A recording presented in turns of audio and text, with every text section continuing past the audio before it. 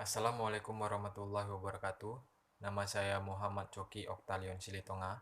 Saya ingin menjelaskan tentang definisi dari pengadaan sumber daya manusia, lalu apa saja yang menjadi pokok pembahasan sumber daya manusia, dan pertanyaan tentang mengapa pengadaan karyawan merupakan hal yang sulit dan rumit. Baik, sumber daya manusia merupakan aset utama organisasi yang menjadi perencana dan pelaku dari setiap aktivitas organisasi. Kualitas dan kuantitas sumber daya manusia dalam suatu organisasi perlu disesuaikan dengan kebutuhan organisasi yang bersangkutan agar lebih efektif dan efisien demi tercapainya tujuan perusahaan. Maka langkah awal yang harus dilakukan suatu instansi atau organisasi ialah pengadaan sumber daya manusia. Nah, pengadaan sumber daya manusia ini menjadi hal yang dapat mencerminkan berhasil atau tidaknya suatu perusahaan atau instansi tersebut. Lalu, definisi dari pengadaan sumber daya manusia ini, menurut Melayu SP Hasibuan, pengadaan ialah proses penarikan, penempatan, seleksi, orientasi dan induksi untuk mendapatkan karyawan yang efektif dan efisien untuk menunjang tercapainya tujuan perusahaan. Maka pokok pembahasan dari pengadaan sumber daya manusia ialah proses di mana penarikan, seleksi, penempatan, orientasi dan induksi untuk mendapatkan karyawan yang efektif dan efisien agar membantu tercapainya tujuan perusahaan tersebut.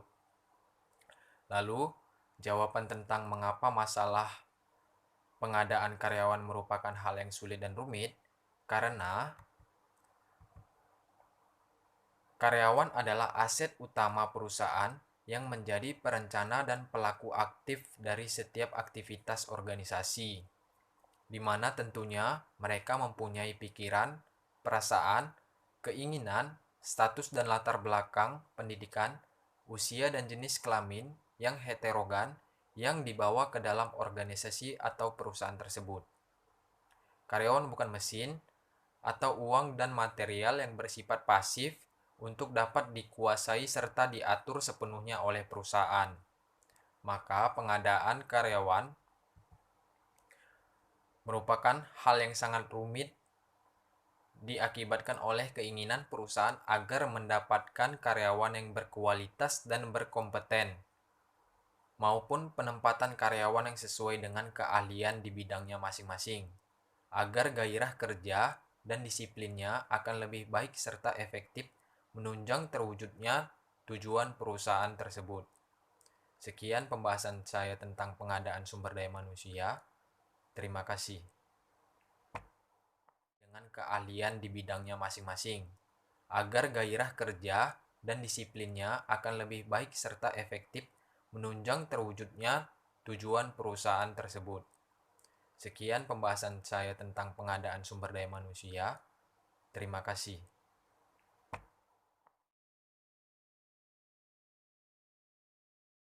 Karena bertujuan untuk menentukan karakteristik dan spesifikasi seseorang dalam menentukan sebuah jabatan yang cocok. Saat melakukan rekrutmen karyawan, kegunaannya antara lain sebagai dasar untuk melakukan evaluasi jabatan, 2. Sebagai dasar untuk menentukan standar hasil kerja seseorang, 3. Sebagai dasar untuk melakukan rekrutmen, 4. Sebagai dasar untuk merencanakan program pendidikan dan latihan, 5. Sebagai dasar untuk jabatan promosi.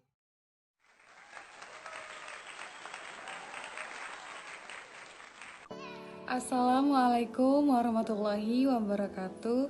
Saya akan menjawab pertanyaan soal nomor 4. Perencanaan SDM meliputi hal-hal detail dan teknis mengenai karyawan. Misalnya, jumlah karyawan, karakteristik kebutuhan karyawan, dan perencanaan mengenai tugas apa yang akan dikerjakan oleh karyawan di perusahaan tersebut. Pertanyaannya, jelaskan definisi menurut para ahli dan manfaat apa saja yang akan didapatkan perusahaan jika mempunyai perencanaan SDM yang baik. Jawabannya yaitu definisi perencanaan SDM menurut beberapa ahli. Yang pertama ada menurut Andrew Esikula. Perencanaan sumber daya manusia adalah proses menentukan kebutuhan tenaga kerja dan berarti mempertemukan kebutuhan tersebut agar pelaksanaannya berinteraksi dengan rencana organisasi. Yang kedua, menurut Robert L. Madis dan John H. Jason, perencanaan sumber daya manusia adalah proses analisis dan identifikasi tersedianya dan kebutuhan akan sumber daya manusia sehingga organisasi tersebut dapat mencapai tujuannya. Yang ketiga ada menurut Mani and Nu. Perencanaan SDM adalah proses yang secara sistematis mengkaji keadaan sumber daya manusia untuk memastikan bahwa jumlah dan kualitas dengan keterampilan yang tepat akan tersedia pada saat mereka dibutuhkan. Manfaat yang akan didapatkan perusahaan jika mempunyai perencanaan yang baik. Yang pertama, mendorong terbangunnya sistem informasi yang kompeten. SDM yang kompeten akan didapatkan dengan perencanaan yang terarah. Hanya karyawan dengan kinerja bagus yang akan terus mendorong kemajuan perusahaannya. Karyawan yang tidak ingin berkembang akan otomatis terdesak oleh sistem. Mereka tidak bisa lagi mengandalkan senioritas dalam lingkungan pekerjaannya. Yang kedua, kebutuhan akan SDM yang kompeten terpenuhi. Dengan perencanaan SDM yang baik, the right man in the right place akan dapat diraih oleh perusahaan. Penempatan pegawai yang kompeten dan tepat pada posisinya dapat tercapai dengan lebih optimal dan cepat karena perusahaan telah mengetahui faktor utama seseorang bertahan dalam pekerjaannya. Kelima, dapat menghemat biaya. Sebelum melakukan rekrutmen atau mencari tenaga kerja baru, pihak HRD terlebih dahulu melakukan perlombaan di bagian SDM. Misalnya, dengan melaksanakan promosi dan pemindahan jabatan, mempensiunkan atau bahkan memberhentikan pekerja. Tentunya harus sesuai dengan peraturan ketenaga kerjaan yang berlaku. Dengan melakukan perlombaan terlebih dahulu, maka biaya-biaya yang berhubungan dengan pengadaan tenaga kerja dapat dihemat. Apabila penempatan ulang dilakukan dengan tepat, tidak akan terjadi penempatan yang keliru. Yang paling penting, tidak perlu menyediakan biaya menambah SDM baru. Namun, dalam beberapa kasus, penambahan karyawan baru memang tidak dapat dihindari. Misalnya, kantor membuka cabang baru atau lini usaha baru. Yang keenam, terciptanya hubungan kerja yang harmonis. Sistem SDM yang baik juga mampu meningkatkan koordinasi antar karyawan dan juga menciptakan atmosfer kerja yang nyaman dan kondusif. Rasa kekeluargaan bisa dipupuk dan bertumbuh baik sehingga hanya ada sedikit perbedaan di pikiran karyawan antara rumah dan tempat kerja. Bayangkan bila suatu lingkungan kerja di sebuah perusahaan memiliki orang-orang yang tepat dan kompeten dalam jabatan dan posisinya, pastinya terjadi hubungan harmonis. Mereka akan saling bekerja sama dengan baik sesuai dengan keahlian masing-masing guna mewujudkan sasaran dan tujuan perusahaan bersama. Pekerjaannya. Yang kedua, kebutuhan akan SDM yang kompeten terpenuhi. Dengan perencanaan SDM yang baik, the right man in the right place akan dapat diraih oleh perusahaan. Penempatan pegawai yang kompeten dan tepat pada posisinya dapat tercapai dengan lebih optimal dan cepat karena perusahaan telah mengetahui dengan baik kualitas SDM yang diperlukan. Yang ketiga, meningkatkan efektivitas dan efisiensi perusahaan. Perencanaan SDM yang tepat sasaran akan membuat perusahaan lebih efektif dan efisien. Artinya, perusahaan berjalan baik dengan personel yang produktif dan jumlah karyawan yang sesuai dengan kebutuhan. Karyawan yang produktif adalah karyawan yang mampu bekerja sesuai dengan SOP dengan jam kerja yang sesuai ditentukan. Mereka adalah orang-orang yang mengerjakan dan menghasilkan lebih banyak daripada karyawan rata-rata. Dengan produktivitas yang tinggi, tidak dibutuhkan jam kerja ekstra atau lembur, ataupun karyawan yang banyak untuk mencapai tujuan perusahaan. Yang keempat, timbulnya sikap posesif dalam diri karyawan. Perencanaan SDM yang baik akan menunjukkan sikap positif dalam diri karyawan. Jenjang karir yang jelas, pelatihan teknis, dan soft skill yang rutin bersinambung. serta sistem kompensasi dan insentif yang menarik membuat karyawan nyaman dalam bekerja. Mereka merasa memiliki kemampuan dan mendapat ruang kesempatan yang cukup untuk terus maju, bertumbuh di dalam dan bersama perusahaan. Karyawan tahu mereka diperhatikan dan dihargai dengan tulus, daripada hanya sekedar menjadi sapi perah perusahaan. Survei di beberapa negara menunjukkan bahwa gaji atau penghasilan bukanlah faktor utama seseorang bertahan dalam pekerjaannya. Kelima, dapat menghemat biaya. Yang kedua yaitu perluasan kerja. Dapat menanggulangi ketidakpuasan pegawai dalam bekerja dengan cara meningkatkan bidang pekerjaannya. Yang ketiga, pengayaan kerja merupakan perluasan kerja secara vertikal yang difokuskan kepada peningkatan terhadap kedalaman pekerjaan. Dan yang keempat ialah kelompok kerja, di mana kelompok kerja ini adalah merupakan bentuk kelompok kerja yang dibentuk untuk kelancaran pelaksanaan kegiatan dalam organisasi maupun perusahaan. Assalamualaikum warahmatullahi wabarakatuh. Saya akan menjelaskan dari pertanyaan nomor 5, yaitu ada 3 buah pertanyaan. Yang pertama yaitu sebutkan definisi analisis kebutuhan sumber daya manusia. Teknik analisis kebutuhan sumber daya manusia bagi perusahaan sebagai teknik peramalan untuk memenuhi permintaan dan penawaran sumber daya manusia yang efektif bagi sebuah perusahaan.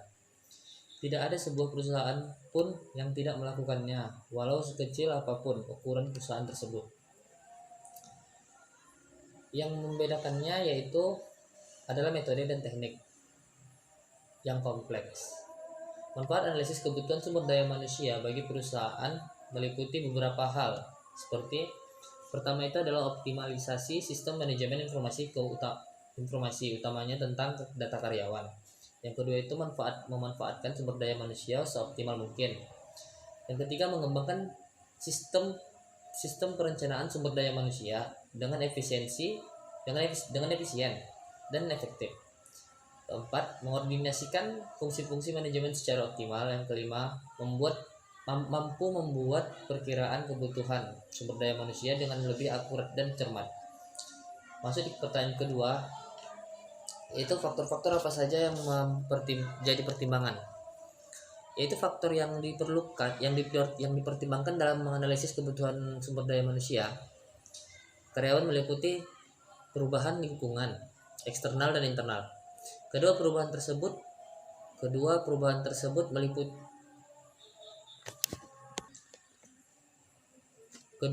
tersebut membawa implikasi dalam hal penentuan jumlah dan kualitas karyawan yang tepat bagi sebuah perusahaan.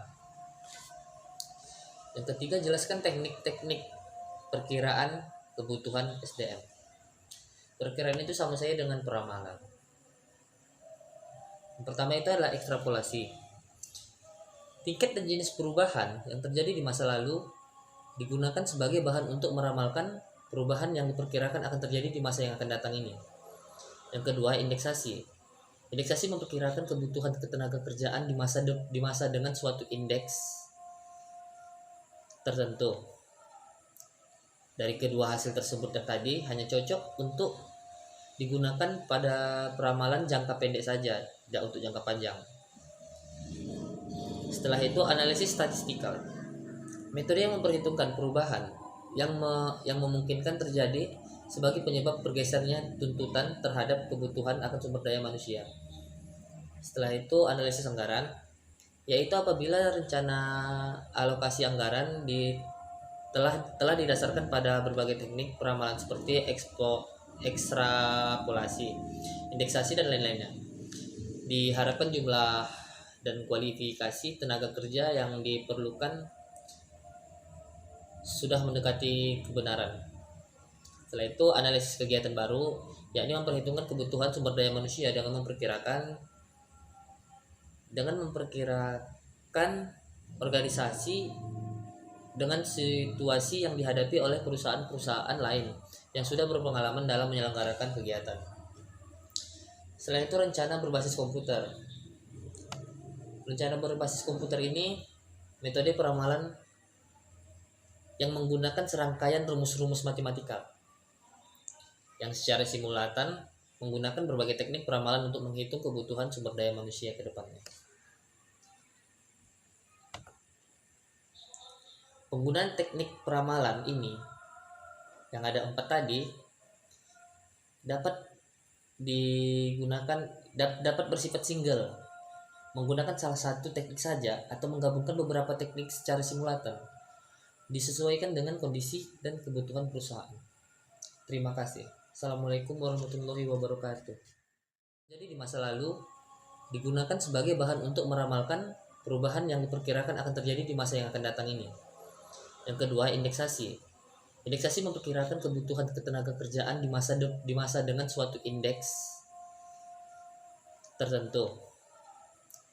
Dari kedua hasil tersebut yang tadi hanya cocok untuk digunakan pada peramalan jangka pendek saja, tidak untuk jangka panjang. Setelah itu, analisis statistikal. Metode yang memperhitungkan perubahan yang memungkinkan terjadi sebagai penyebab bergesernya tuntutan terhadap kebutuhan akan sumber daya manusia. Setelah itu, analisis anggaran, yaitu apabila rencana alokasi anggaran telah didasarkan pada berbagai teknik peramalan seperti ekstrapolasi, indeksasi, dan lain-lainnya. Diharapkan jumlah dan kualifikasi tenaga kerja yang diperlukan sudah mendekati kebenaran. Setelah itu, analisis kegiatan baru, yakni memperhitungkan kebutuhan sumber daya manusia dengan memperkirakan organisasi dengan situasi yang dihadapi oleh perusahaan-perusahaan lain yang sudah berpengalaman dalam menyelenggarakan kegiatan. Selain itu, rencana berbasis komputer. Rencana berbasis komputer ini metode peramalan yang menggunakan serangkaian rumus-rumus matematikal yang secara simultan menggunakan berbagai teknik peramalan untuk menghitung kebutuhan sumber daya manusia ke depannya. Penggunaan teknik peramalan ini yang ada 4 tadi dapat bersifat single, menggunakan salah satu teknik saja atau menggabungkan beberapa teknik secara simultan, disesuaikan dengan kondisi dan kebutuhan perusahaan. Terima kasih. Assalamualaikum warahmatullahi wabarakatuh.